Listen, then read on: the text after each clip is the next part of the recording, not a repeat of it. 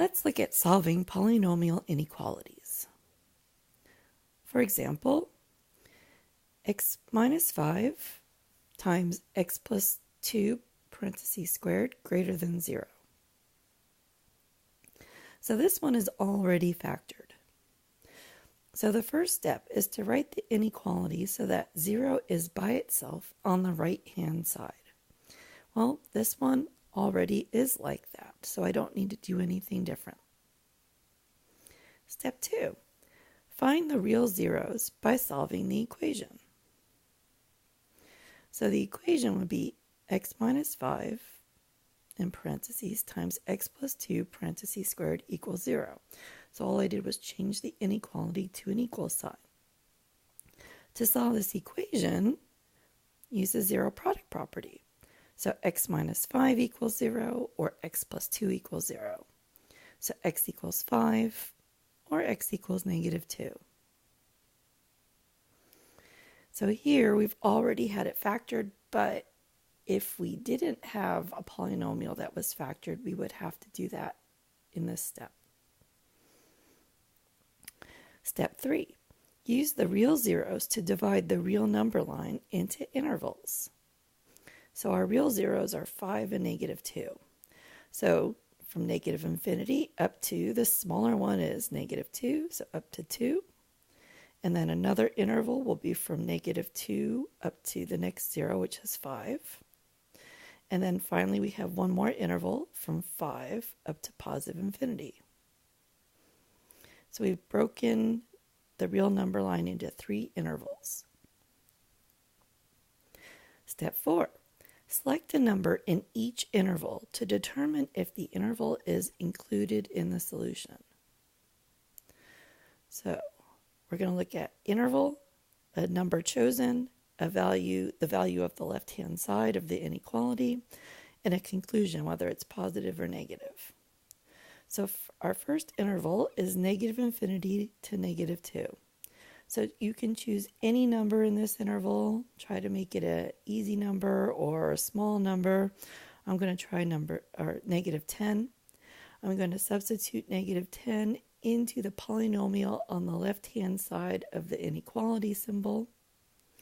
And I get that when I substitute negative 10 into x minus 5 times x plus 2 parentheses squared, that equals negative 360. And that's what I substituted it into. And that obviously is negative. So that's our first interval. We have 2 more to go. So negative 2, 5. So choose a number in between negative 2 and 5. Let's choose 0.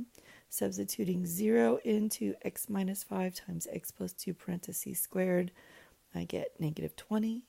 This again is negative. One more interval. So 5 to infinity. So a number between 5 and infinity, I'll choose 10. If I substitute 10 into x minus 5 times x plus 2 parentheses squared, I get positive 720, and this is positive. Okay. So we are looking for those that are greater than 0 or positive. So that's this interval right here from 5 to infinity. So our solution is from 5 to infinity.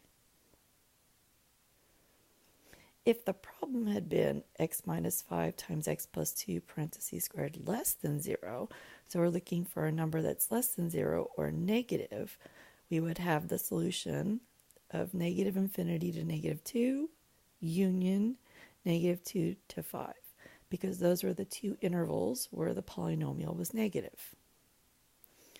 Let's look at a second example, one that is not factored. So x cubed plus 8x squared is less than 0. So our first step, write everything so that 0 is on the right-hand side by itself. It already is. So x cubed plus 8x squared is less than 0. Okay, we're going to find the zeros by solving the equation. We need to factor this. So I'm going to factor out a greatest common factor of x squared. So I have x squared parentheses x plus 8 equals 0. Now use the zero product property. X squared equals 0, which means that x is 0.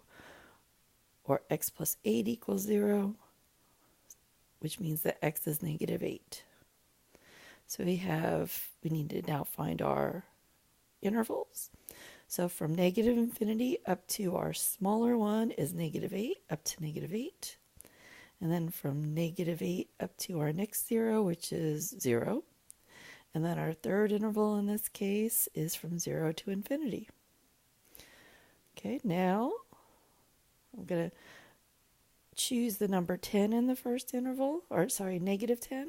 And when I substitute that into x squared times x plus 8 or x cubed plus 8x plus 8x squared, either one, I get negative 200, which means that numbers in this first interval are negative. In the interval negative 8 to 0, I'm going to choose the number negative 1. When I substitute that into x cubed plus 8x squared, I get positive 7, which means numbers in this interval are positive. And in my final interval, 0 to infinity, I'm going to choose the number 10.